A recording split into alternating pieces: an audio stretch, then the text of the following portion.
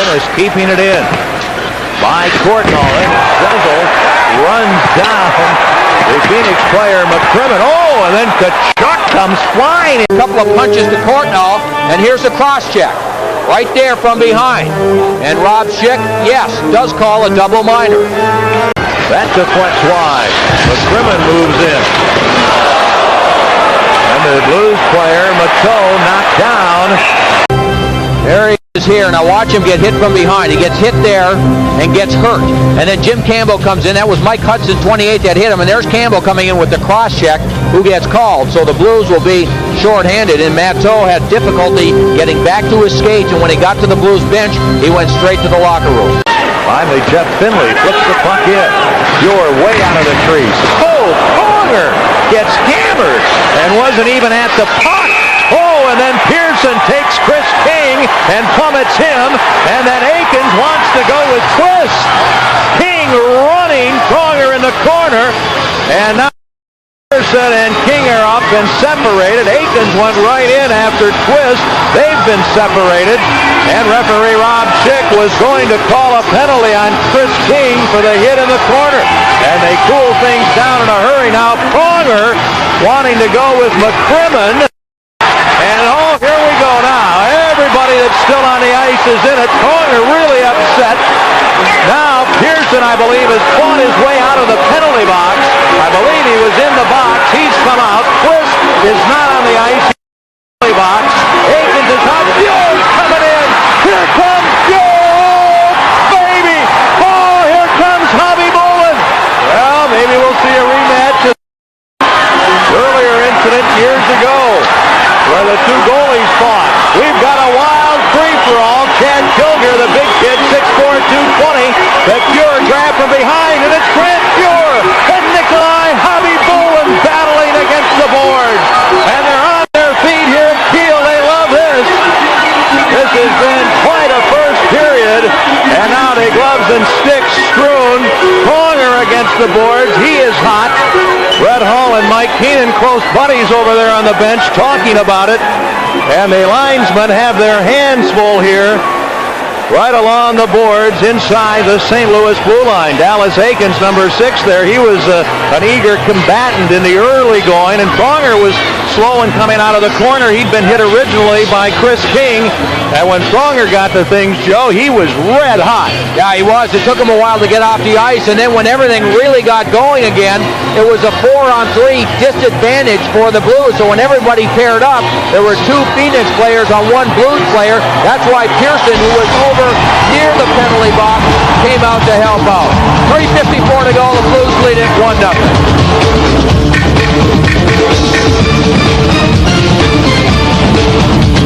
Hit by Chris King, who has played physical all season long, inconsistently. There's a hit from behind. Chris King is strong, and Conger went in awkwardly. It didn't look like that hard of a hit because Chris King led up before he got there, knowing he was going to hit him from behind.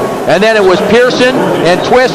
There's Dallas Aikens coming after Twist, and Twist, his ex-teammate, kind of lets him off the hook and doesn't want to get involved with Aikens. He's looking to get involved with Chris King.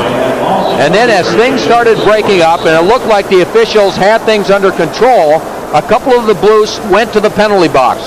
Tony Twist will go over there, and he'll be the first one to go in the penalty box. And then Pearson stays there. And that's when Grant Fuhr jumped in, because it was a 4-on-3 against the Blues. So Grant Fuhr jumped in to help out Igor Kravchuk. That's Kilger, and they're having a discussion, Kilger with Grant Fuhr. And then there you see Hobby Bolin with his mask off. He comes down the other end, jumps into the fray as well. While this was going on, Pearson had not taken a step into the penalty box. He was standing directly in front of the open door and then came out. There he is there. Now watch him there with the linesman. You see Twist go in. Pearson does not. And when he sees this get going again, he knows also that his team is shorthanded here. And you can see 2 players on Chris Pronger. Look at Pronger and the 2 Coyotes players. Bob Corkum is one, and Brad McCrimmon is the other. And you see McTavish there helping out, and that's where Pearson, still being held off by the linesmen. They never let him get back in it. No, and they should have. And that's why Grant Fuhr jumped in to help out. Look at Pearson trying to get away from the linesman on the play, and he can't do it. That's Pierre Rossico. That's holding on to Rob Pearson. Now we mentioned, here's the face-off right here, Zezel. Now that's Court. Now watch him. He gets cross-checked from behind. That's Teppo Numminen. That does that. There's no call there. Now this is where Pronger gets hit, and it looked to me like King kind of let up a little bit. I mean, I didn't think that was a 5-minute major, to tell you the truth. I did not either. He let up and kind of pushed him. You could see him brace himself with his hands, and I think, if anything, that Pronger was a little off balance or just went into the boards funny. I'm not saying it wasn't a penalty, but I didn't think it was a 5-minute major. Under 3 minutes to go in the first period. Hull stripped to the puck. Roenick with the best check of the game. Power play, Phoenix. Here's Roenick in front. Tkachuk shoots and scores. All sorts of time. Keith Tkachuk, a power play goal, and this contest is tied at 1. Well, Craig Janney breaks his assist streak. Bumped by Hudson, and now a crowd right in front of the benches. Bergevin throws up Corkum. Just misses that check from Mike Hudson. And a loser down 2-1 after a quick start tonight. And a pass broken up by Tkachuk. He goes down. Oh, there's going to be a penalty here to Campbell. Campbell will get a cross-checking penalty. Tkachuk gets up. He is acting as though he's hurt. He might have gotten speared. Yeah, might have. I think he did. He seems to be grabbing, and a grab there usually means you got speared. Now, Tkachuk is not the type of player to take a dive.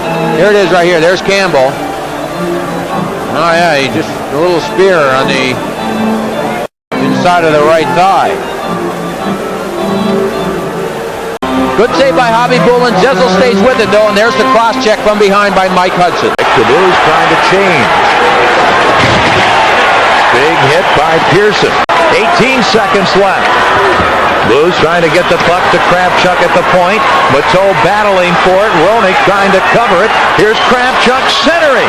Down to 8 seconds to York. In front, Hull shoots and scores!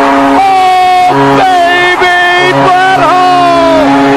With 6.3 seconds remaining, the Blues worked hard like they have all night. And Brett Hull buries it. The Blues tie it at 3. Now trying to work in York. Gets bumped by Quint. York forced behind the net. Tkachuk slaps the puck up the boards. Here's Hull. Looking, shoots. Right in front. The score by York. Oh, baby, the Blues win it in overtime. I don't believe it. What a pass by Brett Hull. And Harry York, 57 seconds into overtime, wins it. So the Blues, in a span of about a minute, able to get 2. And here it is, Brett Hull, all kinds of time, looking with his head up, watching all the way, sees Harry York in front. York with one swing at it, gets his own rebound and puts it in. Look at him showing the strength here, and he doesn't give up on it. Brett Hull will end up with it, all kinds of time, watching, and Harry York does the right thing, goes to the net, tips one in, gets one rebound. Hobby Bullen makes the save, and then gets the other one, gets rid of the gloves because you don't need those anymore. And Harry York, with his second goal of the game, wins it for the Blues. Our Bud Ice player of the game, Harry York, scoring at 57 seconds of overtime. His second of the game, his 8th of the season. So Brett Hull scores with 6 seconds left in a span of 63 seconds. The Blues go from defeat to victory. An incredible game here, Joe, at Kiel tonight.